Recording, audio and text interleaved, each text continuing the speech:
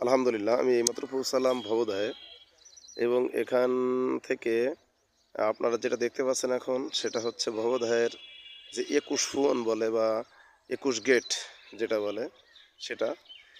এই গেট দিয়েই অনেক বিলের ২৭ বিলের পানি এই জায়গা দিয়ে কিছু অন্য আরও কয়েকটা ৭ ফুয়ন আছে, ৩ ফুয়ন আছে, এগুলো দিয়ে ২৭টা বিলের পানি এখান থেকে সাগরে নাবে। এখন এই যে ২১ ফুয়ন বা ভবদহ এই অঞ্চলটার মানুষের জন্য এই ২৭ টেবিলের বা ২৭টে অঞ্চলের বা ৯৬ অঞ্চলের মানুষের একটা বিশাল বিপদের কারণ হয়ে দাঁড়িয়েছে এই গেটগুলো। এবং এই গেটগুলো সামনে দেখছেন আপনারা দুই সাইডে, দেখেন নদী কত ছোট হয়ে গেছে এখানে।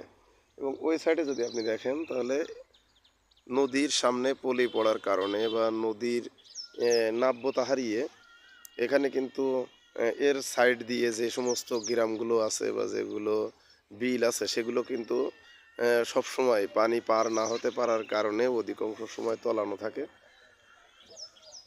এবং তলানো থাকার কারণে অধিকাংশ মানুষ, এই অঞ্চলের মানুষ কর্ম কর্মহীন অবস্থায় তাদের সময় অতিবাহিত করছে।